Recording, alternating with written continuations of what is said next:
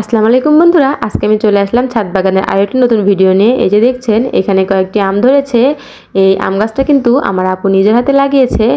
আর এখানে দেখুন ছোট্ট আম গাছটার ভিতরে অনেকগুলোই আম হয়েছে। এই যে দেখুন আমি আপনাকে কাছ থেকে দেখিয়ে দিচ্ছি, ছোট বড় অনেকগুলো আম হয়েছে। আর যেহেতু কিছুদিন পরে গ্রীষ্মকাল, তো তখন আম খেতে কিন্তু বেশ ভালো লাগে। আর মেয়েরা কিন্তু এই কাঁচা আম মাখা খেতে অনেক বেশি পছন্দ করে। তো দেখুন ছোট্ট একটি গাছে বেশ অনেকগুলোই আম হয়েছে।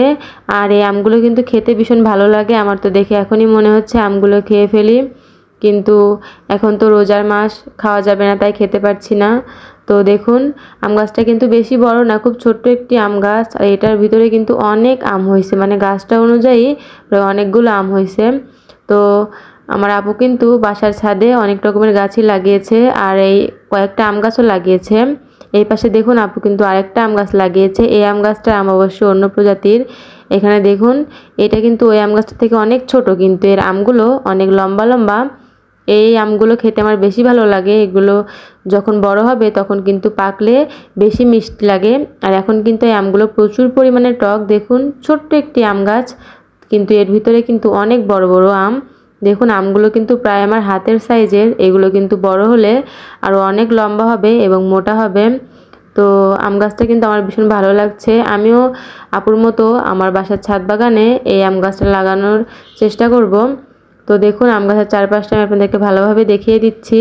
আম গাছটা দেখতে কিন্তু ভীষণ ভালো লাগছে, ছোট্ট একটি আম গাছ, দেখেই ভালো লাগছে। তো আপনারাও চাইলে কিন্তু বাসার ছাদে এরকম আম গাছ রোপণ করতে পারেন, হাইব্রিড জাতের আমগুলো। এগুলো আপনারা আমগুলো মাঝে মাঝে খেতেও পারেন, আপনাদের ভালো লাগবে।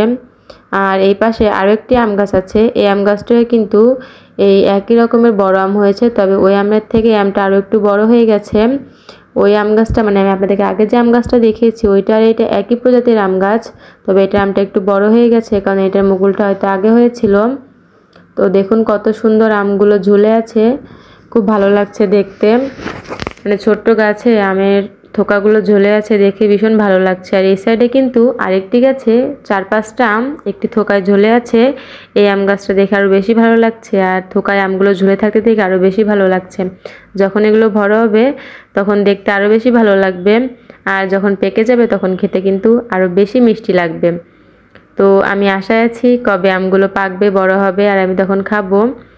আর ইনশাল্লাহ রোজার পরে এগুলো মাখিয়েও খাওয়ার চেষ্টা করব। তো আমার ভিডিওটি ভালো লাগলে অবশ্যই কিন্তু লাইক, কমেন্ট এবং শেয়ার করে দিয়ে যাবেন।